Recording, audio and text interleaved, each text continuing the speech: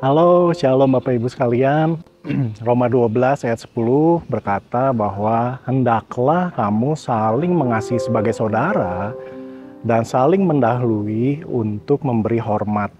Nah, tentunya bicara saling mengasihi dan saling memberi hormat ini bentuknya banyak ya. Tapi kali ini saya mau membahas dengan satu bentuk, yaitu adalah dengan mendengarkan.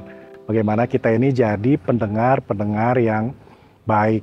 Karena mendengarkan adalah salah satu bentuk perhatian dalam hubungan antar manusia.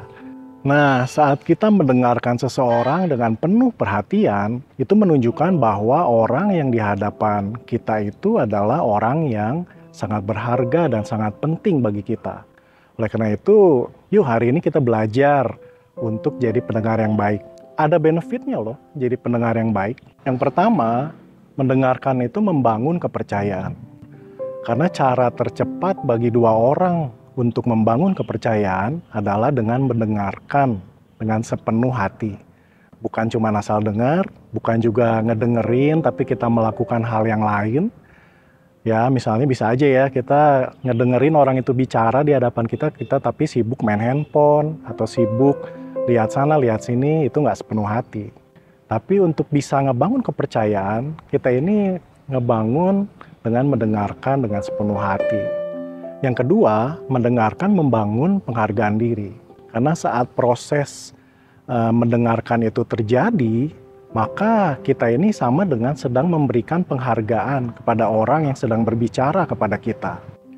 Itu tandanya kita sedang menghargai dan menghormati orang yang berbicara kepada kita.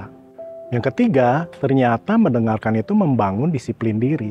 Karena untuk bisa mendengarkan dengan penuh perhatian, itu perlu penguasaan diri yang sangat besar tentunya.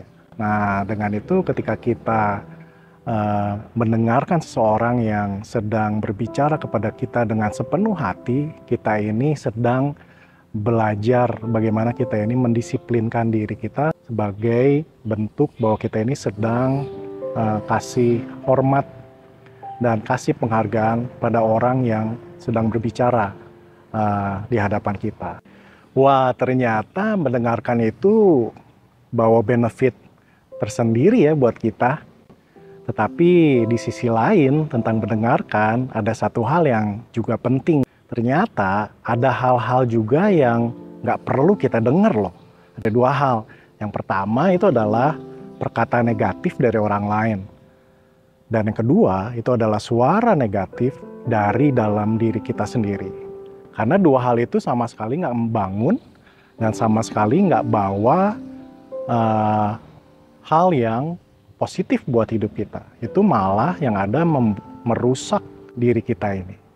Oleh karena itu kita harus bijaksana ya. Mana yang perlu kita dengar dan mana yang nggak perlu kita dengar. Yuk, hari ini Bapak Ibu sekalian belajar untuk mendengarkan. Karena nyatanya itu membawa sebuah benefits yang baik buat kita. Tuhan memberkati Bapak Ibu sekalian ya.